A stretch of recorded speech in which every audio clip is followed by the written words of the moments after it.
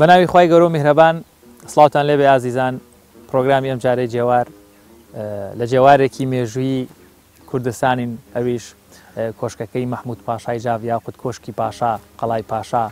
کێکێکە لە شوێنەوارە مێژووی دێرینەکانی ناوچەی گەرمیان ئەمڕۆ گوزەرێکی مێژووی وەروەها سەردانێکی مەیدانی بە شوێنەوار و جێوارە مێژوویەکەی کۆشکەکەی یاخود قەڵاکەی مەحموود پاشای جاڤەکەین لە ناوچەی گەرمیان بۆ هیواین پرۆگرامی ئەم جارە گوزەرێکی زانستیانە و مێژویانە بێ بە شوێنەوارە مێژوویەکەی کۆشکی پاشا یاخود قەڵاکەی مەحموود پاشای جاڤ.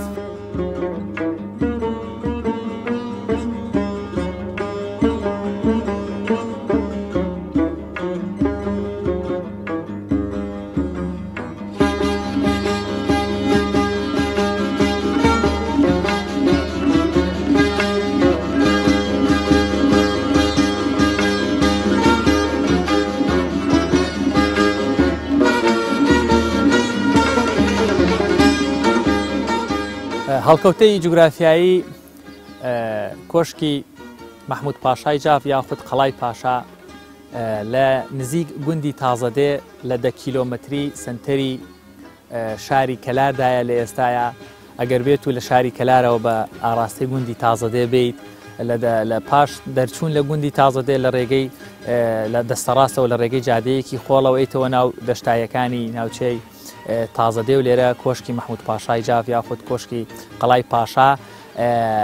هەڵکەوتووە بێگومان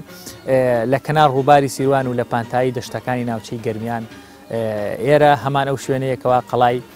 با بڵین پاشا یاخود کۆشکی مەحموود پاشای جافی لێ بنیاد بناوە واتە بە شێوەیەکی گشتی ئەتوانین بڵێن جوگرافیای کۆشکی مەحموود پاشای جاڤ لە ناوچەی گەرمیان لە نزیک گوندی تازەدێ لە نزیک 10 کیلۆمەتری باکووری خۆرهەڵاتی شاری کەلار لە پارێزگای سلێمانی لە کوردستانی باشوور هەڵکەوتووە وەروە ئەو باگراوندە مێژوویی کەوا ناوچەکە لە خۆیەوە هەڵی گرتووە کاریگەری هەبووە لە بنیادنانی و هەڵبژاردننی ئەو شوێنە جوگرافیایی کەوا ئێستاکە ئەو جوارە مێژوویە لێرە بنیاد بناوە یاخود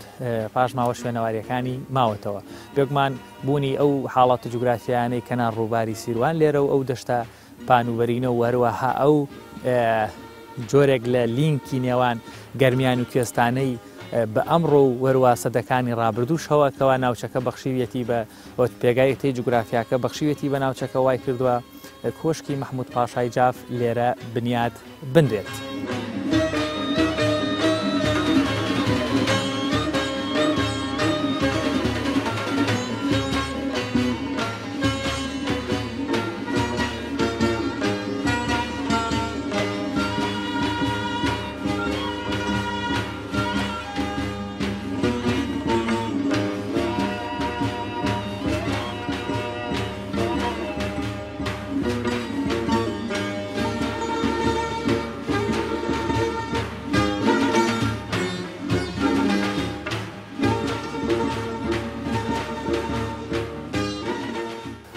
ئەگەر ئاوڕێک لە ناو مێژووی ئەم جێوارە مێژویە بدێنەوە بێگومان لە ئەمڕۆیە ئەم شوێنە مێژویە بە قەڵای پاشا هەنێک جاریش بە کۆشکی مەحموود پاشای جاڤ ناوە برێت ئەمە لە ڕووی ناوهێنانەوە ئێستاکە لە زۆربەی سەر چاوە مێژویەکان تابلۆکان ئەوانەی کەوا زانیاری لەسەر ئەم جێوارە مێژویە دەن بە قەڵای پاشا یاخود کۆشکی مەحموود پاشای جاڤ ناوی هێنن ئەمە لە ڕووی ناوهێنانەوە بەڵام لە ڕووی مێژوویەوە بێگومان مێژووی بنیادنانی ئەم قەڵایە هەروەکو لە ناوەکەیەوە دیارە پێوترێ مەحموود پاشای جاڤ مێژووی سەردەمی بنیادنانەکەی گەڕێتەوە بۆ ساڵانی 1895 زاینی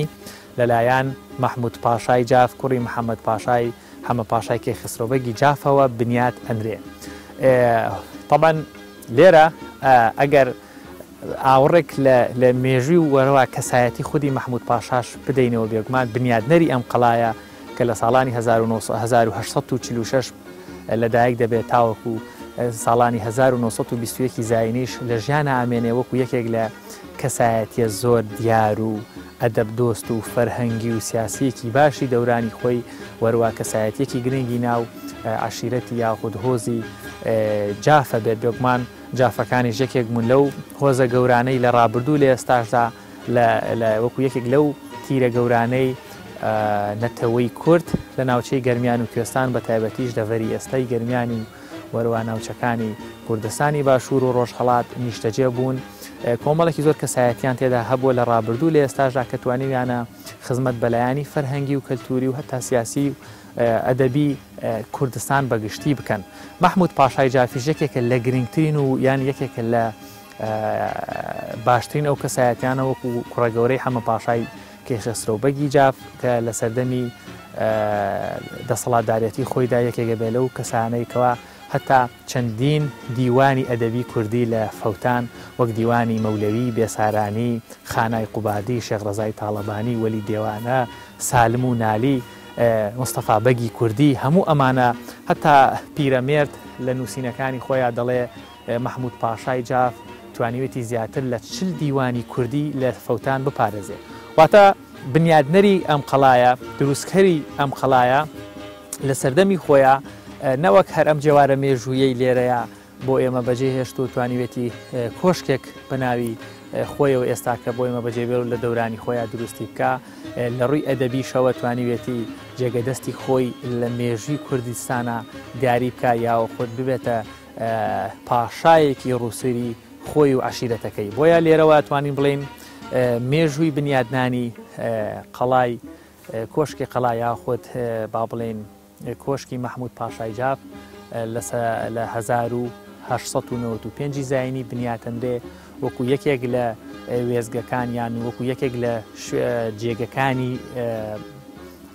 پێداویستی ڕۆژی دەورانی کاری سیاسی محمود پاشای جاف لە ناوچەی گەرمیانی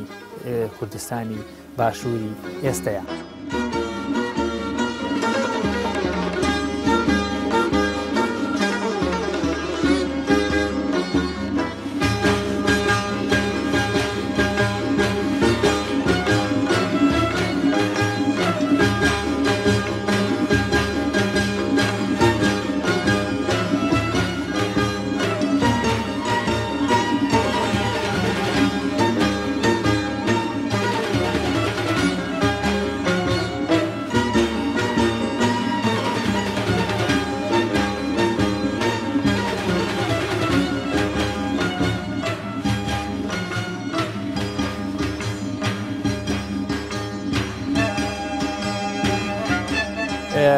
بەڵێ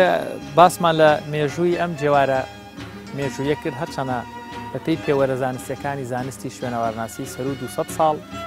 ئەچێتە قاڵبی ئەو شوێنە مێژویانە یاخود ئەچێتە وەکو شوێنەوارێکی مێژووی بەڵام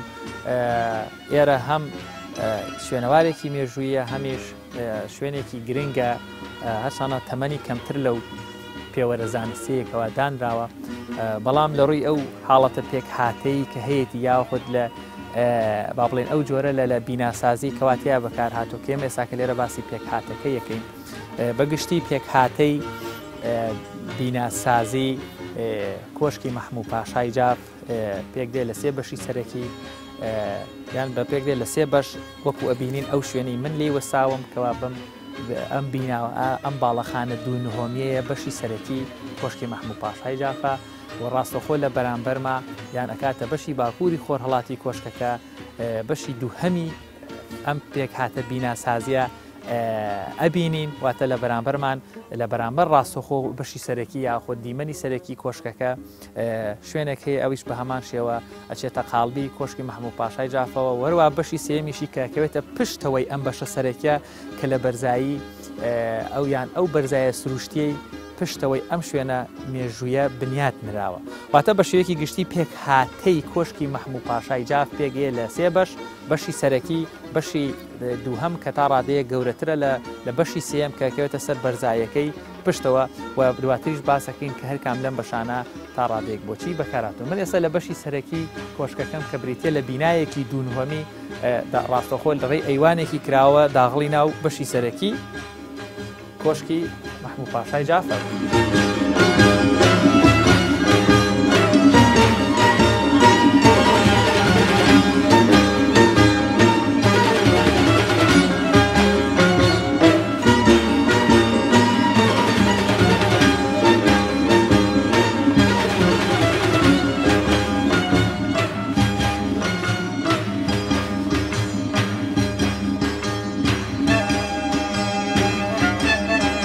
بێگومان پێکهاتەکەی ئەگەر یان باڵێن هێڵکاریەکەی نەخشەکەی و بینایی کەوا لێسان جوارە مێزویە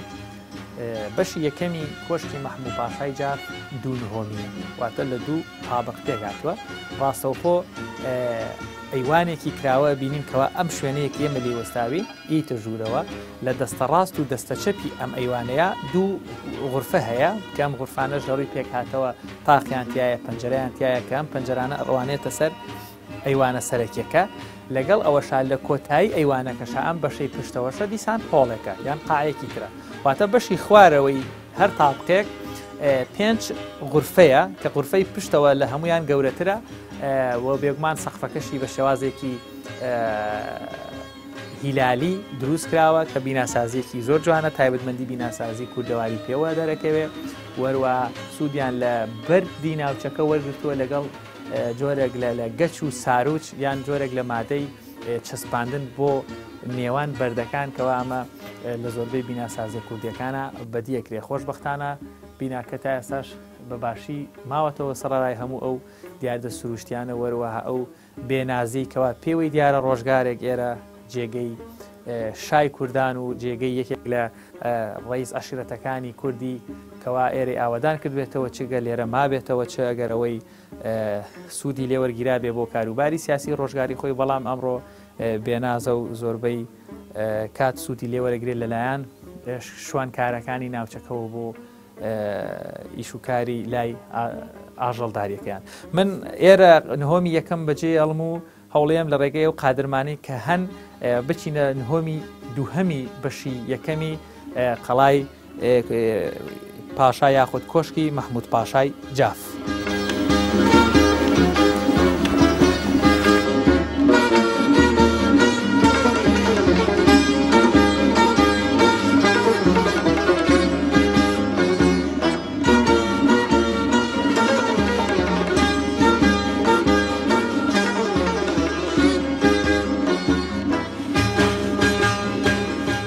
کە لە ئەیوانە سەرەکیەوە ئیتە ناواتە ئەمە ئەکێتە ئەمە بەشی پشتەوەی کۆشکی مەحموود پاشای جافەواتە تابقی یەکەمی وەگە بینین لێرە تابقی دووەمیش دەرەکەوێت کە بەداخەوە بەشە ڕوخێنراوە و هەروە بینین ئەمە ئێساکە لەسەر دار و پەردووی سەقفی یەکەمین ئەمە سەقفی دووەمەکەی لێرەوە دەرەکەوێت ئەم هۆڵە گەورەیە وەکو دیارە لە کۆنابێ شوێنی پێشوازیکردنی میوان بوو بێت کە هۆڵێکی زۆر فراوانە و بینین شوێنی ئاگردانەکەی لێرە ماوەتەوە وەروە هەموو ئەو تاق و پەنجەرانەی کەوا لە کۆنا بۆی دروستکاوە بە شێوەیەکی زۆر باش ماونەتەوە و لێرەش ئەم بەرزایی پشتەوە ڕاستەوخۆ بەشی سێمی یان باڵێنیەکی کتل لە بەشەکانی قەڵاکەی لە یەکە دواتر ئێمە سەردانیەکەین. نهۆمی یەکەم وەک باسمان کرد لەم ئەیوانە ڕئیسیە پێگاتووە لەگەڵ غورفەی پشتەوە و پاشانە و غورفانەی بەرامبەر لە هاتنە ناوەدا و لە دەستەڕاستی ئەیوانەکە و لە یەکەمین غورفەیە لە ڕێگەی پلەکانە یا خودت قادرمەیەک کە بەداخەوە ئێستامە با بڵین سەقفی نهۆمی دووهەم هاتوۆتە خوارە لێرە زۆر بەوازحی دیارە لە کۆنا ئەکرێمە کۆتاییەکانی سەقفی یەکەم بووە واتە لێرە سەقفی دووهەم دەست پێ کردووە ئەم غورفەیەکێکە لە غورفەکانی دەستەڕاستیوان لە ڕێگەی ئەم پلەکانە قادرمانەوە ئێمە هەوڵەیەم بچینە نهۆمی دووهەم یاخود بەشی سەرەوەی کۆشکی مەحموود پاشای جاف. لێرە بینین زۆر بەوازحی ئێرە دیسانەوە ئەیوانی دووهەمە توانم بڵێم هێڵکاری کۆشکی مەحموود پاشای جاف تا ڕادەیەک نهۆمی یەکەم و نهۆمی دیوەمی لە یەکەچێ هەمان شێوە ئەیوانێکی کراوەمان هەیە بەڵام لێرە ئەیوانەکە بچکۆلانەترەواتە غورفەی پشتەوە لە نهۆمی دووەم ڕەنگە دروست نەکرابێت چکە دیارە قەتع بووە هەر جۆرێکە لە بان یاخۆ جۆرێک بووە لە باڵکۆنێک لە کۆنا بۆ ئەم غورفەیە ئەوە لێرە ئەبینین ئێرە غورفەی دەستە ڕاستەخۆی تەژوورەوە کە لێرە دیارە ڕووخاوە و بەم شێوەیە کۆشکەکە ئەم غورفانە پێکهاتەی دیوارەکانی ئەبینین پەنجەرەیان تایە لەم جۆرە لە عەقدیانتیایە یاخۆ جۆرێک لە کەوانەیان تایە و سەقفەکەشی لە کۆنا لە ژێرەوە بە شێوەی هیلاری دەرەکەوێت بەڵام لەسەرەوە ڕێک بووە بینین لە ڕێگەی بەرد و هەروەها جۆرێک لە هێنانەوەی هیلالی و خۆڵکردنە سەری وەروە ئەو دارانەی لە کۆنا سوودیان لێ وەرگرتووە سەقفەکەیان بۆ دروست کردووە. ئەبینین زۆر وێرانەی پێوە دیارە، زۆر بێنازی پێوە دیارە کە ئیشەڵا بەو هیوایین کە هەرچەنە ئەمەوێ لێرە ئەمە بە دەرفەت بزانم کە ناوچی گەرمیان و بە تایبەتیش لایەنە پەیوەندیدارەکانی شوێنەوار کە زۆر دڵسۆزن جێگەدەستیان دیارە بەشێکی زۆر لە شوێنەوارەکانیان پاراستووە، ئیشان لەسەر کردووە مۆزەخانەکان ئاوەدانن بۆ هیوایەن بتوانن تەرمیمێکی خێراسیانەیەکی ئێرەش بکەنەوە بۆ ئەوەی ئەو بەشانەی کە ماوەن زیاتر تێک نەچن چکە بە ئەمەش بچێتە سەر خەرمانی ئەو ئیشانەی ترکە کردویانە چکە بە تایبەت پاش ئەو حاڵەتە سروشتیانە لە ناوچەکە هەبوون هەستەکرێ زیاتر ئەم بینایە یاخود ئەم کۆشکە زیانی بەرکەوتووە. من لێرەوە چمە بەشی تر یاخود با بچینە غورفەیەکی تری هەر لە درێژەی غورفەکانی تری کۆشکی محمود پاشای جان. من ئەبێ بە وریاییەوە بەسەر ئەم دیوارانەیە بڕۆم چکە ئەبینن ئەم ژوورەیان بە پێچەوانەی ژوورەکەی ترەوە سەقفەکەی ماوەتەوە و بەڵام بڵێن ئەرزی نهۆمی دووهەم و سەقفی نهۆمی یەکەم ماوەتەوە، بەڵام سەقفی نهۆمی دووهەم نەماوە ڕووخاوە لێرەوە زۆر بە جوانی ئەمانە ئەبنە باڵکۆن یاخود غورفەکانی تری کۆشکەکە کە پاش ماوەکان زۆر بە جوانی ڕەنگە لە ڕۆژگارێک ئاگە لێرە سیرکەین نهۆمی دووهەم دەرەکەوێ کە چەند لە ئاستی ناوچەکە بەرزترە.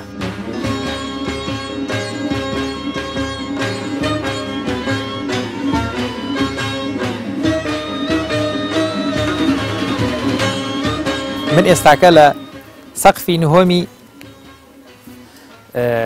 یەکەم وەستام و لە ئەرزی نهۆمی دووهەم دیسان ئێرەش غورفە بوو، واتە بە شێوەیەکی گشتی ئەیوانە گەورەکە لە دەستە ڕاست و دەستە چەپ غورفەمانەیە کاکاتە 4 غورفە، 4 لە خوارەوە 4 لەسەرەوە 8 غورفە، بەڵام لە قاتی یەکەم ئەبینین بتمانە هۆ ئەو قاعد درێژەمان هەیە، بەڵام لە بەشی دووهەم بۆی دروست نەکراوە بێگومان ئەمەش لەبەر پاراستنێکی باشی بۆ کۆشکەکە. ئێرە بەشی سەرەکی کۆشکی مەحمود پاشای جافە، وتمان لە بەرامبەر لێرە زۆر بە جوانی دەرەکەوێت کەوا بەشی دووهەممان هەیە کەوا لێرە ئەویش بنیادراوە کە ئەکرێت لە کۆنا بۆ شوێنی کەلوپەلی زیادە و وەرواوە شوێنی ڕاگررتنی ئەو ئاژەڵانە و خواردنی زیادە و وەروا جۆرێک لە جۆرەکان کەلوپەلی زیادە لێرە سوودیان لێ وەرگرتووە.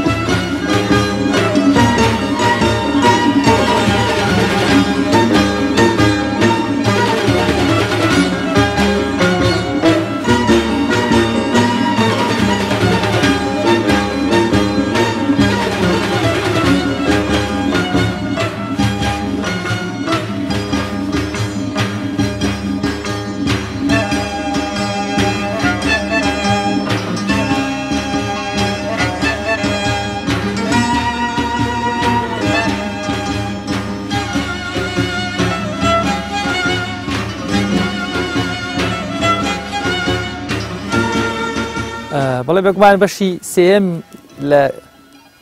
جێوارە مێژویەکانی قەڵای پاشا یاخود شوێنەواری مێژوویی کۆشکی مەحمود پاشای جاف ئەو بەشەی ترەکەوە لەو بەشەی سەرەوە دروستکراوە کە ئەکرێ بۆ لایانی چاودێریکردنی ئەم بەشانەی تر دروستکرابێ کە ئێمە هەوڵدەین بچینە لای بەشەکانی تریشەوە. لێرەوە من بەسەر سەقفەکانە بە وریاییەوە هەنگاوەنێمنەوەک تووشی داڕمان یاخود تێکچوون بوون کەمە پەنجەرەی ئەم غورفەیە لەگەڵ دەروازەکەشی لێرە سەقفەکەش بە جوانی ئەبینن هیچ جۆرە دارێکی تا بەکار نەهاتووە، واتە سەقفی خانوەکە لێرەیە بەشی سەرەوەی کۆتاییەکەی هەمووی بەردە لە تەنیژێکەوە جۆرێکە لە بیناسازی کە تا ڕادەیەک لە کۆنایمە لە مێژوودا لەم جۆرە لە بیناسازیمان هەیە لە شوێنەوارەکانی تری کورسانە کە بیناسازیەکی کاریگەری ساسانیە بە شێوازی هیلالی سەقفەکانیان دروست کردووە بۆەوەی سوود لێ وەربگرن و هیچ جۆرە لە دار تێدا بەکار نەهێنن. ئەمەش سەقفەکە لە بەشی خوارەوەی. هەر باسمان کردکەوە کۆشکی مەحمود پاشای جاف سێ بەشی سەرەکیە، بەشی سەرەکی یان باڵێن لە سێ بەش پێک دێ. بەشی سەرەکی کە ئەو کۆشکە دوو نهۆمیە بوو باسمان کرد، بەشی دووهەم ئەم پاشماوە شوێنەواریانەیە کەوا ئەکەوێتە بەردەم کۆشکەکە ئەبینین بریتە لە قاعەیەکی درێژی فراوان لەم سەرەوە بۆ ئەو سەر و هەروەها لە پشتیشەوە کۆمەڵێک ژوور لە تەنیشتی یەکە ئەبینن ئەرە جۆرێک لە جۆرەکان یەک قاعی درێژە کە قاعەکەش دیارە لە کۆنا ئەم جۆرە لە پەنجەرە و تاقچەی بۆ کراوە و لێرەوە لە ڕێی دەواازەیەکەوە چوەتەوە سەر غورفەکانی تر هەر غورفەیەک کەوا لە پشتەوە ئەبینن غورفەکان ئێستاکەش شوێنەکانیان ماوەتەوە تەبەن بۆ چوونێک هەیە کە ئێرە بە کاروانسەرا میوانخانەیە گەچێ هەرچەنە تایبەتمەندیەکانی بیناسازی کاروانسەرایەک تا ڕادەیەک بریتە لە بینایەکی چوارگۆشە و تەواوی پێداویستیەکانی مانەوەی میوانێک لە خودی یەک بینای تەواوایە بۆ ئەوەی لە ڕووی ئەمنیەتەوە لە کۆنا پارێزراوتر بێ هەرچەنە ئەکرێ ئێرە شوێنی تەشریفاتیەک بوو بێ لە کۆنا بۆ یان لە سەردەمی مەحموود پاشایە بۆ ئەو میوان و یان ئەو کۆڕ و ئەو حاڵەتە سیاسیانەی کەوا لە کۆنا یان ئەو حاڵەتە عەشایریانەی لە کۆنا هەبوو بن و ئێرەش بۆ مانەوەی بێگومان ئەو ئاژەڵانەی کەوا لەگەڵ سوارچاکان یاخود ئەو هۆز و قەبیلانەی هاتوونەتە لای یاخود ئەو حاڵەتانەی کەوا لێرە کۆبوونەوەیە کۆڕێک ئەگەر کرابێت و ئیزافەتەن ئەو غورفانەی پشتەوەی ئەم قاعەیەش شوێنی هەڵگرتنی پێداویستەکانی کۆشک و خواردن و یاخود هەر جۆرێک لە جۆرەکان وەکو خەزانەیەک بەکارهاتبن چونکە ئێمە بیناسازیەکەی مەحموود پاشامان سیر کرد 2/9 لەسەر یەک لە ڕێگەی ئەیوانێکەوە لە دەستەڕاست و دەستەچەپا غورفە هەن غورفەکان بچکۆلانن و جگە لە یەک هۆڵی گەورە لە بەشی پشتەوەی نهۆمی یەکەم هەیە ئەویش بۆ چییە بۆ دیارە شوێنی کۆبوونەوە و تەشریفاتی و کۆمەڵێک لەو حاڵەتانەیە ئەمەش ئەوەمان پێڵێ بۆیە ئەکرێ ئەم بەشە بۆ شوێنی خەزانەی کۆشکەکە بوو بێت چونکە خودی کۆشکەکە غورفەکانی شوێنی هەڵگرتنی خواردن یا خود کەلوپەلی سەربازی یا خود کەلوپەلی تریان نییە ئەکرێرە شوێنی خواردنی ئاژەڵەکان هەم بەجیا وەروەها شوێنی مانەوەی ئاژەڵەکان بوو بێ لەگەڵ ئەوە شابەشی ئێرەشی شوێنی هەڵگرتنی خواردنی ئەو کەسانی لە ناو کۆشک ماونەتەوە یاخود سەردانی ئێرەیان کردووە بۆیە ئەم دوو بەشە لێرە تا ڕادەیەک ئەکرێ لە کۆنا جوگرافیاکە ئێرە بەم شێوەیە نەبوو بێ جۆرێک لە جۆرەکان حەوش و حەسارێکی هەیە کە دڵنیام ئێستش پاژماوەکانی بەشێکیان ماونەتەوە بەڵام بەداخەوە تێک چوون لێرەوە تەنها بەشی سێهەم ئەمێنێک کە ئەکەوێتە بەرزایەکەی پشتی کۆشکەکەەوە کە لێرەوە تا ڕادەیەک تۆسێک دیارە کە ئەویش دیسانەوە غورفەیەکە بەڵام بچکۆلانەترە و دواتریش باز لەوەکەین کە زیاتر بۆ مەبەستی چاودێریکردن سوودیان لێ وەرگرتووە وەگە بینن ئەمە گەچە و ئێمانش بەردی ناوچەکەن لێرە لەم جۆرە لە بەردی چەویە کە زیاتر بەهۆی بوونی ڕووباری سیروان و پێکهاتی دەشتی گەرمیانەوە ئەم جۆرە لە بەرد زۆرن کە هەنێکیان ڕەنگاوڕەنگن هەنێکیان ڕووکارێکی سافیان هەیە کە لە بیناسازیە زۆر کەم بەکارێن ئەبینن سەری دیوارەکە کە ئەوەندەی مادەی گەچ و ساروج و خسڵەکە بەکارهاتووە کەمتر لەوە بەردەکان بەکار هاتوون و ئێرە پێدەچێ بە شێوازێکی سادەتر دروست کرابێت چونکە شوێنی مانەوەی خەزمکردن یاخود کۆگایەکی قەڵاکە بووە کۆشکەکە بووە دروست کراوە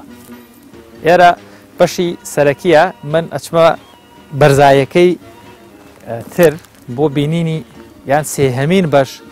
لەو کۆمەڵە شوێنەوارە مێژوویەی کۆشکەکەی مەحموود پاشای جاف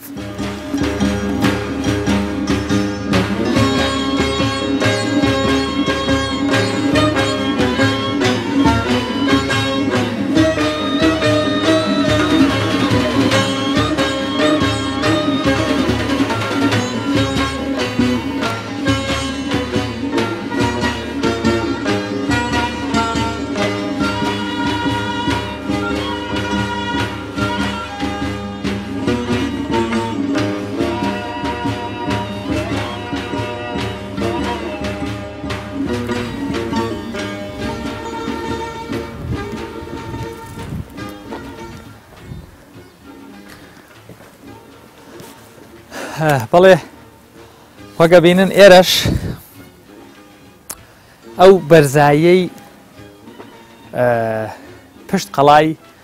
مەحموود پاشای جافە لێرەوە سیرکەین ڕووباری سیروان زۆر بە جوانی دەرەکەوێ و دەشتایەکانی دەوروبەریشی لێرە لەم بە شاگەر سێکەین ڕاستەوخۆ زۆر بە جوانی ئەتوانین بڵین ئەم دیوی ئەو بەرزایە لەگەڵ ئەو دۆڵی پشتەوەشی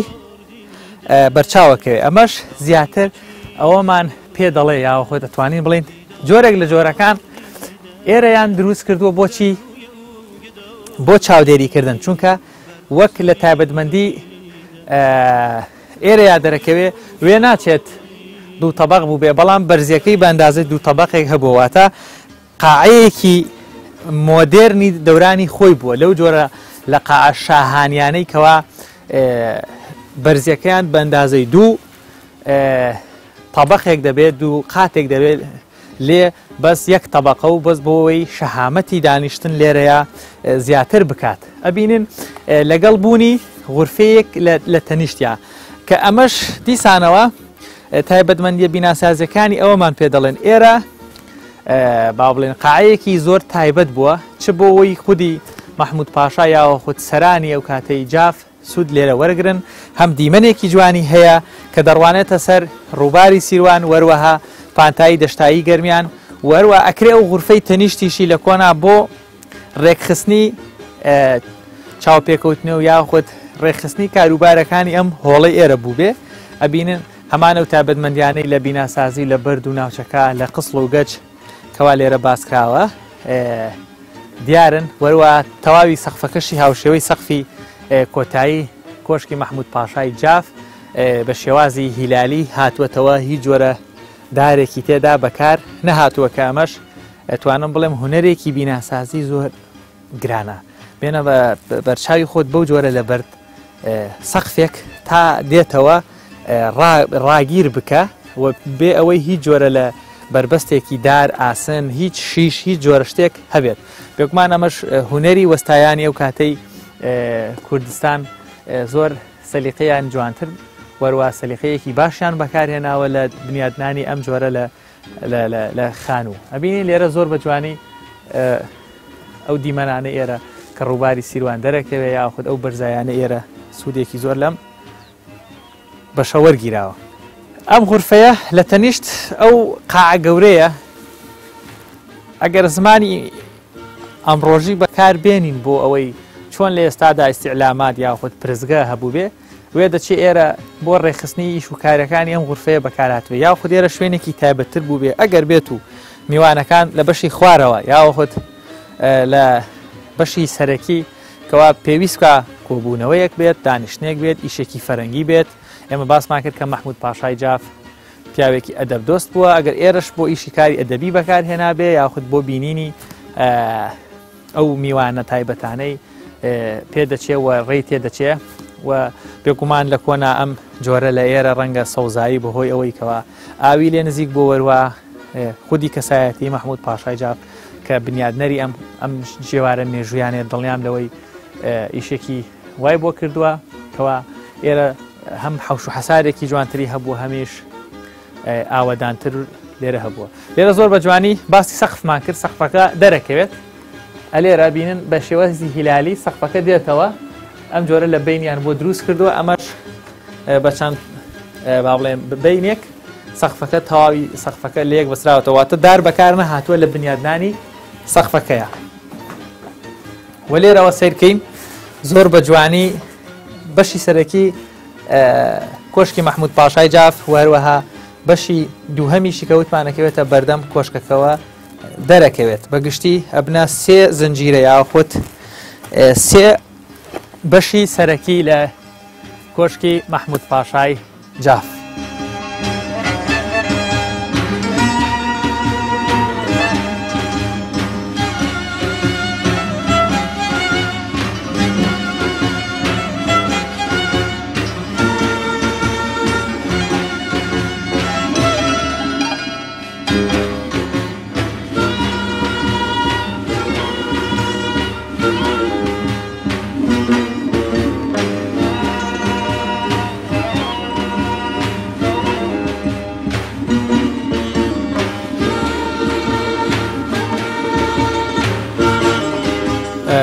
ڕەنگە ڕۆژگارێکی زۆر یان چەندین جار محمود پاشای جاف لێرەوە سابێت و بینینی ئەو دیمەنی دارستانە چڕەی دەشتایی گەرمیان و بوونی ئاوە سازگارەکەی و بەردەوامەکەی ڕووباری سیروان وای لە محمود پاشا کردبێ داخۆ لەم غورفە یاخود لە غورفەکانی هاوشێوەی ئەمە دیوانەکەی خانای قوبادی یاخود بێسارانی و مەولەوی نووسی بێتەوە و هەروەها لە فەوتاندن پاراست بێتی. بێگومان تا نەی تێرە و ئەو دیمەنە جوانانە نەبینی لێ بۆ دەرناکەوێتەوە بۆچی محمود پاشای جاف ئێرەی هەڵبژارد و لە ناوچەی گەرمیان لێرە کۆشکێکی دروست کرد بۆ دەورانی خۆی وەروە ئێستاکەش بۆ ئێمە وەک جێوارێکی مێژووی ماوەتەوە. من لێرە و لە کەنار کۆشکەکەی محمود پاشای جاف و لە بەرزایەکانی دەشتی گەرمیان و کەلار بەخواتان ئەسپێرم بەو هیوایەی کوردستان هەمیشە ئاوەدان بێت و تەواوی شوێنەوارە مێژوویەکانیش هەر بە پارێزراوی بمێنەوە. من لێرەوە ماڵاوایی لە ئێوە و لە غورفە پڕیادگاریەکانی وەروە کۆشکەکەی محمود پاشای جافەکەم بە هیوای دیدار.